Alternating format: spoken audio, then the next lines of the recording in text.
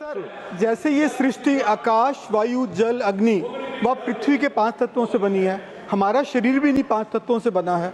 इसी तरीके से भारत की अर्थव्यवस्था और भारत भी 5 तत्वों से बनी है: किसान, युवा, मजदूर, आम आदमी और छोटा व्यापारी। सर, अभी राष्ट्रपति जी का भाषण मेरे हिसाब से एक बैलेंस शीट की तरह होना चाहिए, जिसमें एसेट्स के बारे में भी जिक्र हो, लायबिलिटीज़ के बारे में भी जिक्र हो, ताकि हम सबको एक बैलेंस्ड अप्रोच पता लग सके। ऑल इज़ वेल अप्रोच से हम चलेंगे तो शायद हम देश को आगे नहीं बढ़ा पाएंगे। सर, तुम्हारी फाइलों में गांव का मौसम गुलाबी है, तुम्हारी फाइलों में गांव का मौसम गुलाबी है, मगर ये आंकड़े झूठे हैं, ये दावे किताबी हैं। सर, एक बड़ा मुद्दा है गिरता हुआ रुपया। 87 तक तकरीबन पहुंच गया है और शायद हम नहीं चाहेंगे कि वो दिन आए कि वो 100 को पार कर जाए। सर, मुझे समझ नहीं आता, दुनिया ऊपर जाए या नीचे जाए, कहीं वार हो, कोविड हो, कोई समस्या हो, कहीं बैंक फेल हो दूसरे देशों में, लेकिन रुपया हमारा गिरता है। दूसरे देश तरक्की करे तब रुपया हमारा गिरता है। ये ऐसा क्यों है, ये मैं अभी तक नहीं समझ पाया हूँ।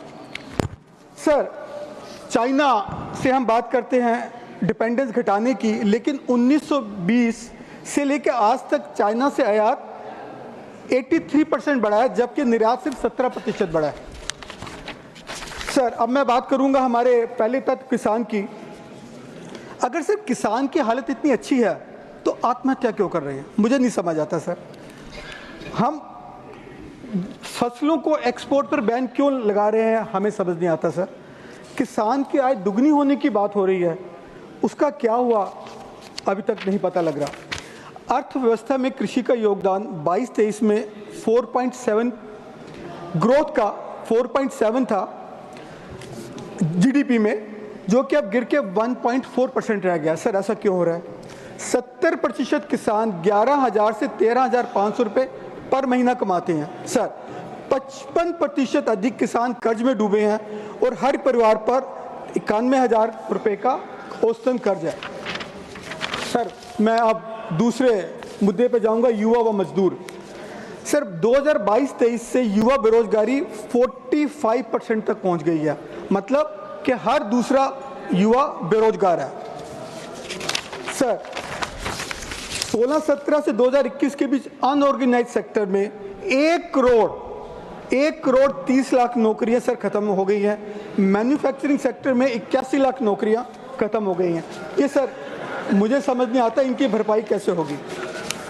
सर, अब मैं चौथा तत्व की बात करूंगा, आम आदमी।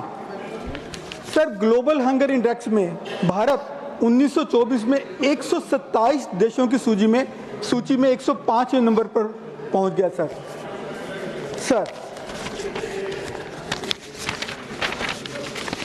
नेशनल हेल्थ पॉलिसी में कहा गया था कि हेल्थ बजट जीडीपी का 2.5% होगा, लेकिन असलियत है कि वर्तमान में स्वस्थ बजट मात्र 0.27 मतलब 1/10 पर सिमट गया है। 2015-16 से 2019 तक शिक्षा बजट का 3.8% थी, लेकिन 2025-26 के अनुमान में यह गिरकर सिर्फ 2.5% रह गई है। सर, हम कैसे विकसित भारत का निर्माण करेंगे? अब मैं 5वें तत्व की बात करूंगा, छोटे दुकानदार। सर, उन पर इतना संकट आया, ऑनलाइन बड़े अमेज़न एटसेट्रा आके उन्होंने कब्जा कर लिया, लेकिन छोटा दुकानदार सफ़र कर रहा है। सर, 10 करोड़ से ज़्यादा परिवार उस पर डिपेंडेंस है। 2015 से 2021-22 के बीच में 24 लाख छोटे व्यापार सर बंद हो गए हैं।